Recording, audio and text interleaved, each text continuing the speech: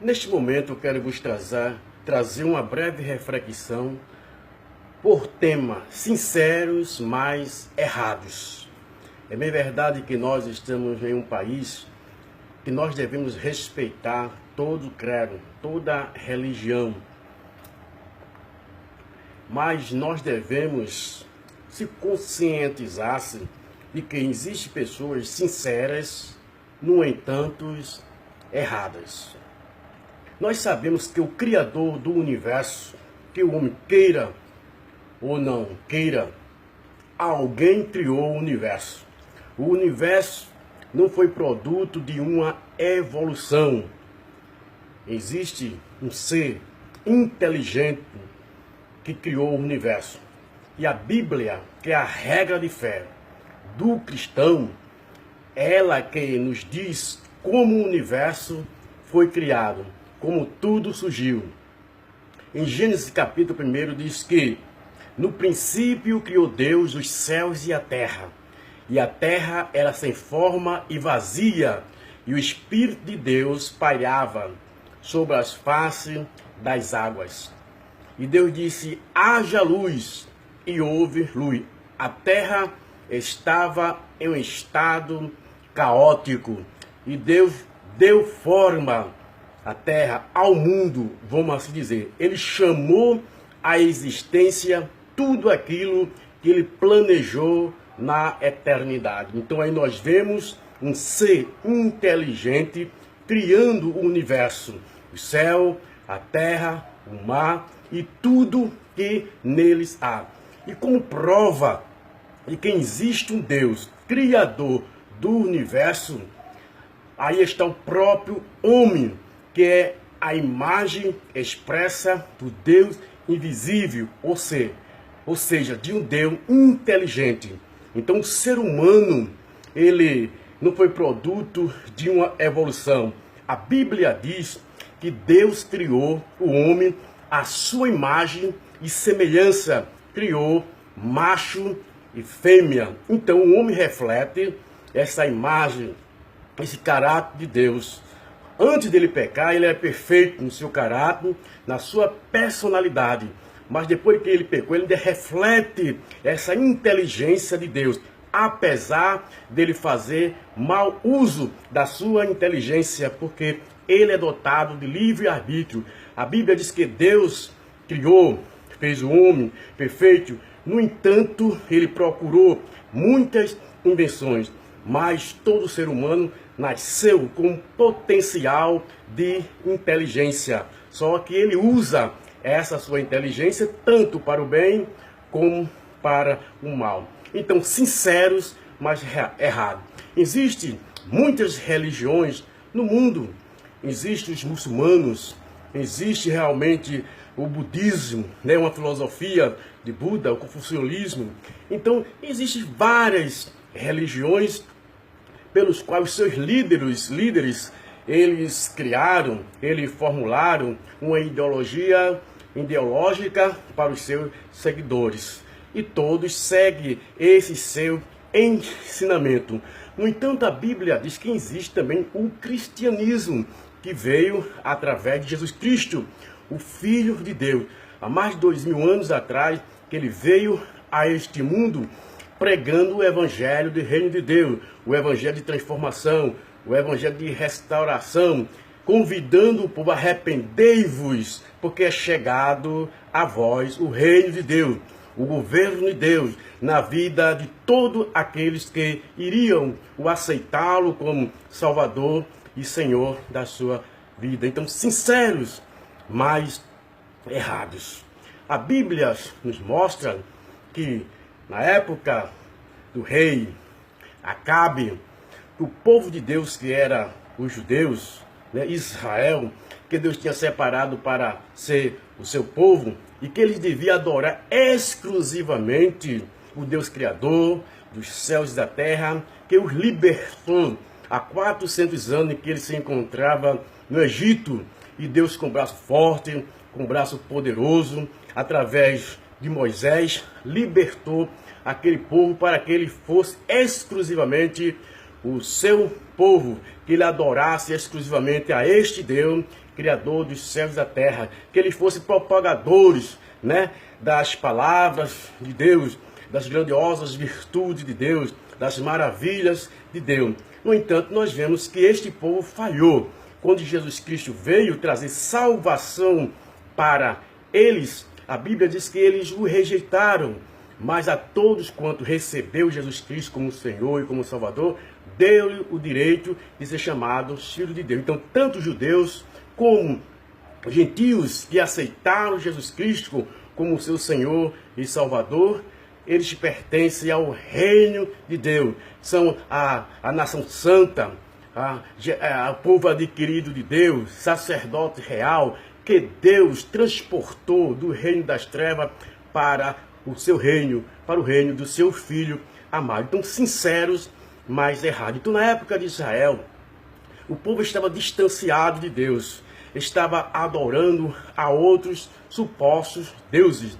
E Deus levantou o profeta Elias para um grande desafio. Chamou o povo para o teste. Quem seria o verdadeiro Deus? Então, o teste foi que eles preparassem um animal e invocassem ao seu Deus. Aquele que respondesse com fogo seria o verdadeiro Deus e deveria adorar esse Deus. Então, os profetas de Baal, os profetas de Acera, que era 850 ao todo, eles começaram o seu sacrifício, logo cedo clamaram, retalhavam os seus corpos, invocavam a Baal, os seus deuses. Eles eram sinceros, né, na sua devoção, né, nas suas invocações, mas ali estava um conflito, estava um desafio. Quem seria o verdadeiro Deus? Tinha que responder com fogo. Então eles clamaram até o dia e Baal não respondeu às suas petições, às suas orações. Então chegou a hora do profeta Elias. Então Elias realmente arrumou o altar que foi derrubado, ele colocou 12 pedras e mandou que colocasse água sobre o altar, sobre o sacrifício, e orou o verdadeiro Deus. E Deus fez cair fogo do céu e consumiu todo aquele sacrifício. E o nome do Senhor Deus foi engrandecido, foi reconhecido como verdadeiro Deus. Então, após São Paulo chegando em Atenas, existia vários altares, né? E realmente existia um altar que estava com a inscrição: altar ao Deus desconhecido. Então os atenienses eram supersticiosos. Então ele pensava, talvez nós tenhamos esquecido de algum Deus, de fazer algum altar para este Deus, então vamos fazer este altar e colocar, dizer esta inscrição: altar ao Deus desconhecido. E Paulo viu aquele altar e, conhecendo o verdadeiro Deus, se utilizou daquele altar para mostrar aos atenienses que existia um Deus, Criador do céu, da terra e do mar. Por causa dele movemos, existimos e somos, e dele somos gerações. Então, o apóstolo São Paulo começou a falar a respeito do Deus Criador do universo, na pessoa de nosso Senhor Jesus Cristo, que veio a este mundo para salvar o homem. Então ele aproveitou aquela ocasião que existe um Deus que está acima de todos os supostos deuses que devem ser adorados. Paulo chegou também ali em Filipe.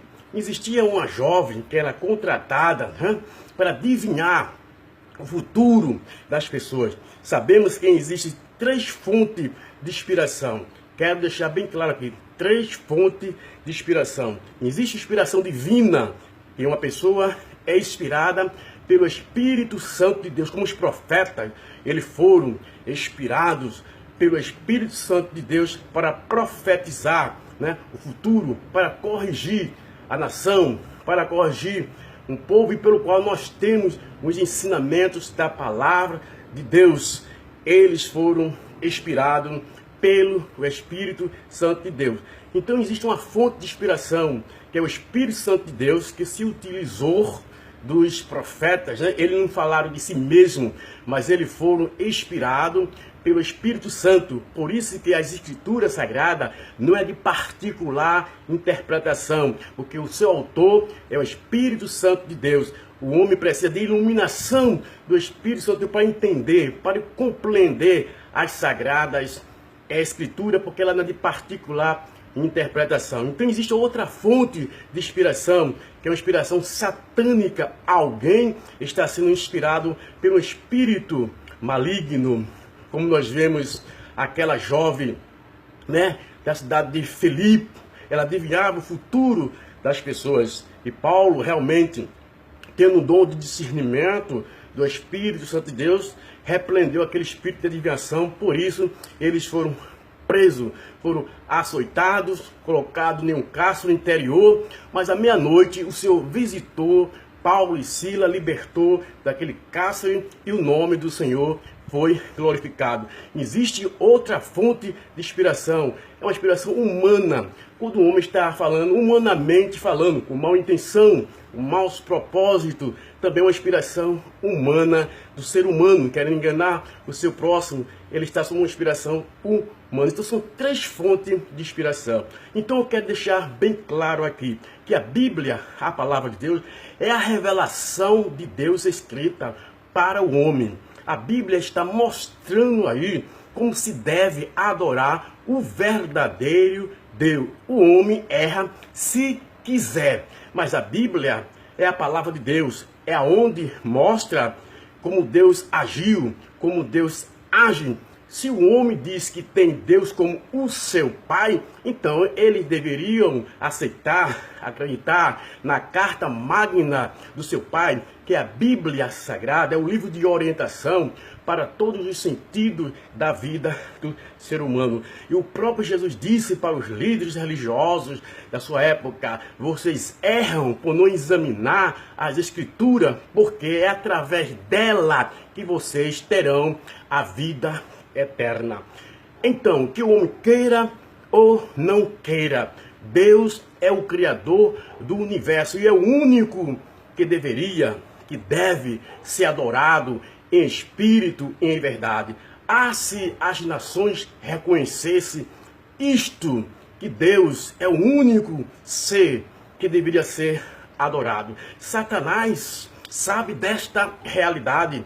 Ele esteve lá no céu, ou seja, Lúcifer, Satanás, depois que ele se rebelou-se contra Deus, depois que ele foi expulso do céu, então ele passou a ser Satanás, que significa adversário, e diabo, que significa caluniador. Então foi ele quem levou o homem aí contra Deus, né? Aquele casal que adorava, né, reverenciava ao verdadeiro Deus lá no paraíso. Lá no Éden, na viração do dia, Deus vinha, falava com aquele homem. Não existia barreira espiritual. O homem tinha plena comunhão com Deus. Então o Satanás afastou esse homem dessa comunhão para com Deus.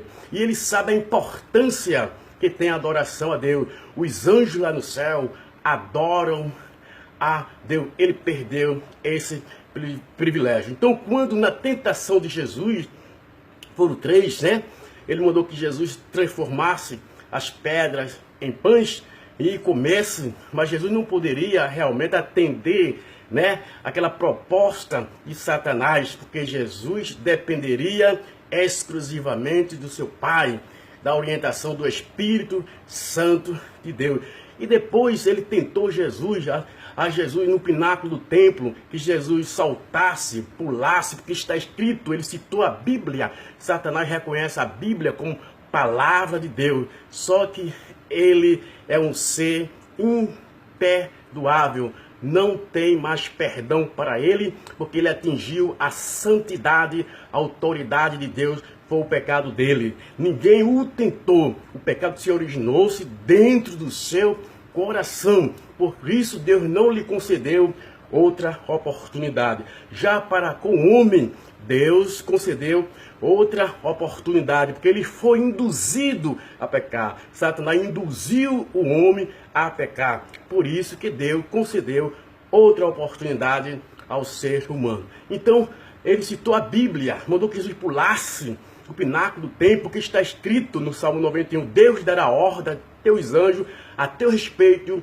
para que não tropece com teus pés. Jesus também citou as Escrituras, também está escrito, não tentarás ao Senhor teu Deus. E por fim, Satanás realmente mostrou todos os reinos deste mundo, porque a Bíblia diz que Satanás é o Deus deste século, desse sistema pecaminoso na vida daqueles que não reconhecem, não querem reconhecer como Jesus, como Salvador, como Senhor. Então, Satanás é o Deus desse século que mantém este homem na cegueira espiritual, para que a luz do Evangelho de Cristo não resplandeça na mente deles e eles venham se converter. Então Satanás mostrou todos os reinos deste mundo para Jesus e diz, tudo isso eu te darei, porque a mim foi entregue. Ele não mentiu. Adão entregou o governo da terra a Satanás quando desobedeceu a ordem de Deus. Então o pecado entrou neste mundo e o homem passou a ser escravo do pecado. Mas graças a Deus que conhecereis a verdade, Jesus disse, e a verdade vos libertará. Porque todos aqueles que cometem pecado é escravo do pecado. Então o pecado é um tirano na vida do ser humano. Mas só Jesus Cristo é quem pode libertar, quebrar esta corrente espiritual que prende o homem quando o homem reconhece que ele é o Salvador. Então Satanás ofereceu todos os reinos deste mundo. Tudo eu te darei se prostrares e me adorares. Veja até que ponto o diabo chegou. Queria que Jesus o adorasse. Quantas pessoas são sinceras, mas estão erradas? Estão adorando os supostos deuses. Estão adorando as pessoas erradas. Mas que a sua mente possa ser iluminada. Ou seja, que você possa aceitar a verdade. Foi aquilo que Jesus diz. Conhecerei a verdade. Quem é a verdade? Jesus, quando Pilato perguntou a Jesus, quando ele estava diante dele, o que é a verdade? Jesus ficou calado, porque ali estava a verdade materializada na própria pessoa de Jesus. E mais adiante Pilato iria saber o que era a verdade. E Jesus falou para os seus apóstolos, os seus discípulos, em São João capítulo 14, versículo 6. Eu sou o caminho, a verdade e a vida. Ninguém vem ao Pai a não ser por mim. Então a verdade da palavra de Deus, ela é absoluta, ela não é relativa, porque ela é a palavra de Deus. Existe por aí muitos que dizem que a verdade é relativa, mas com respeito à palavra de Deus, ela não é relativa, porque ela é digna de toda aceitação, porque ela, nós temos ela porque o Espírito Santo de Deus, que é o Espírito da verdade, que convence o homem do pecado, da justiça e do juízo. Que pecado é esse? O pecado da incredulidade, que mantém o homem na sua cegueira espiritual, por não querer entender, compreender, aceitar o plano redentivo de nosso Senhor e Salvador Jesus Cristo. Então, do pecado, porque não crê em mim. Da justiça, porque o único que pode justificar o homem é a justiça de Cristo. É os méritos de Cristo que justifica este homem pela fé. E do juízo, que juízo é esse? Porque o Deus desse século já está julgado, já está condenado. Jesus já venceu o pecado em vida. Jesus venceu Satanás em vida. Jesus venceu a morte quando ressuscitou dentre os mortos. Então em Cristo nós temos já a vitória total. Então o papel do Espírito Santo nessa dispensação que nós estamos vivendo, que é a dispensação da graça, a dispensação que Deus tolera todo insulto, toda blasfêmia que o homem comete contra a pessoa de Deus, né? É o período da graça. Então, enquanto o homem estiver com vida na sua ignorância espiritual, não existe pecado que Jesus não perdoe. É só ele reconhecer. O ladrão que estava ali em seus últimos minutos, lá na cruz do Calvário, ele reconheceu, um deles reconheceu que era um pecador. Nós estamos aqui, ele repreendeu o outro quando dizia: se tu és o Cristo, desce da cruz, salva a ti e a nós também.